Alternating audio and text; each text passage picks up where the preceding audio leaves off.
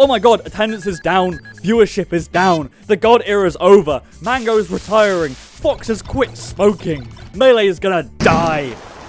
This is all stuff we've heard 1,000,001 times. Every competitive player in any game fears what feels like the inevitable death of their game. But why is that? And is Melee actually dying? Why do people so vehemently fear the death of their game? It's something I feel like you hear no matter the community. Even a game as big as League of Legends has people accusing the game of being dead or dying every few months. My personal theory as to why this is that it's something born of both passion and paranoia. These people love their game. They love their game so much that they want everyone else to love their game. In fact, they should do that. They love their game so much, people should keep playing it forever, and new people should just join in on that fun. Because they think their game is so fun, there's no reason why this shouldn't be the case. However, that's not reality. People will come and go, and the number of people playing the game won't always go up or remain static. So if that number was to even appear to go down, the fear will set in. Because, I mean, esports and competitive games in general are such a new concept in the grand scheme of things.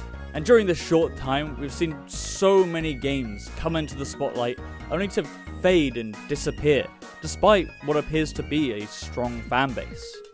Stop the cap! So it's only natural to assume that your game isn't forever, and will eventually go into the night as well.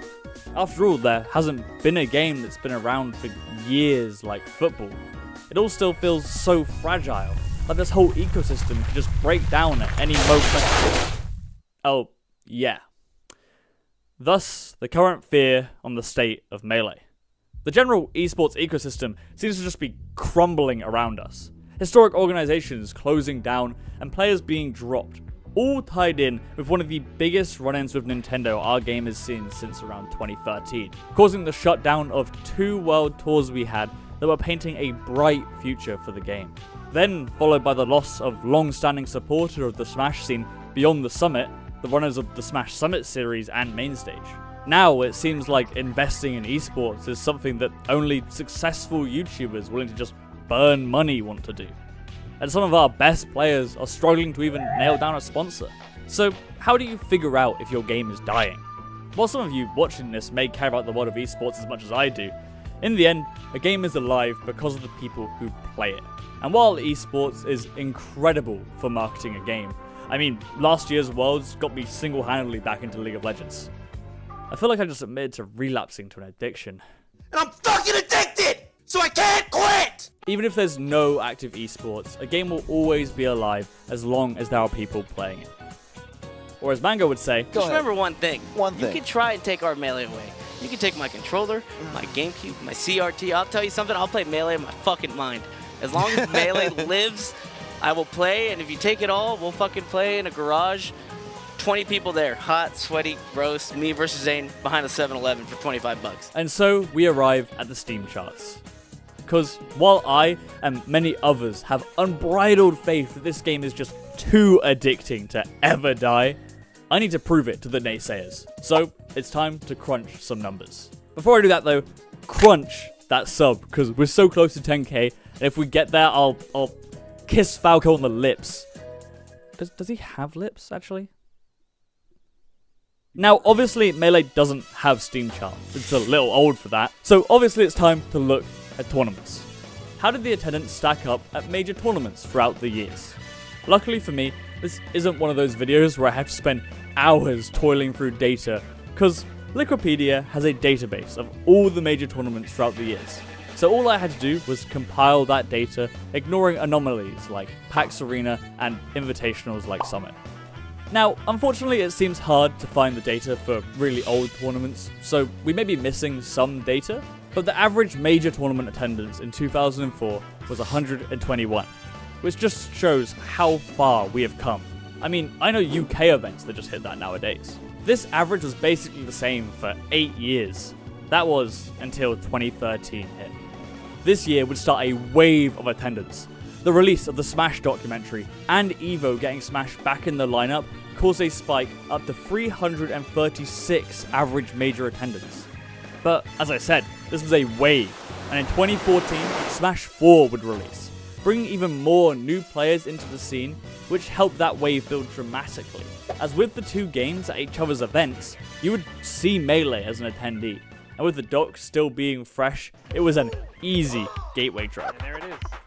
And this would compile to cause the biggest spike in Melee's attendance in Melee's history in 2016, with an average of 817 attendees at major events.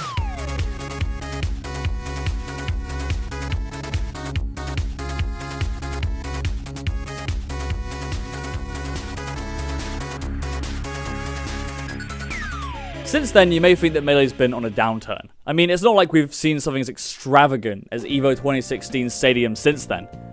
And we have come to the end of iconic eras like the Five Gods, and the loss of EVO as a series entirely. But that's not really the case. In 2019, it would drop to 581, a fairly significant 30% drop, but I don't think that's crazy. I mean, 2016 was a hell of a concoction, and definitely should not be treated as the norm. And ignoring 2020, because, I mean, 21, 22, and even 2023, which we're only halfway through, have all been around the same average of 2019. Essentially a 4-year streak of solid tournament attendance from the community. This is also mirrored in the individual big super major attendance, which is often a thing people point to for fear that we aren't hitting the same numbers we used to.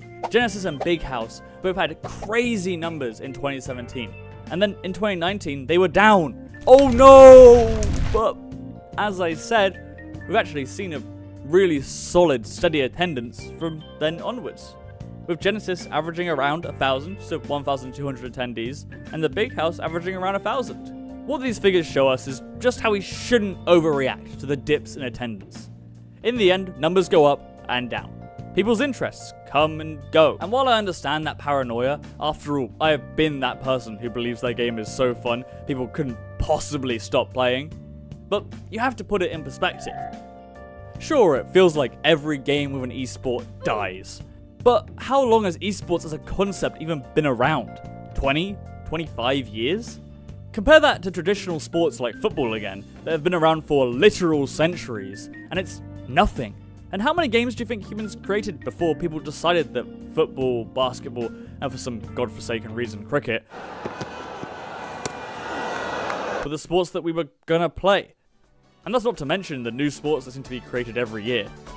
In the end, we will see games stick the landing and stand that test of time. And hopefully, Melee will be one of those games, to get that generational passing of the torch. Maybe one day my kid will back throw down tilt your kid, game 5, and I'll laugh my ass off as if it's my first day seeing the game. So, no, even if Mango quits, Toph loses his voice, and by some miracle the Crimson Blur stops talking, then no, I still think Melee won't die. As long as me and you are playing for that 5 quid in an alleyway. So stop worrying about the numbers, and just enjoy your time in the community, playing the game, and introduce people who you think might be interested in keeping that shine alive.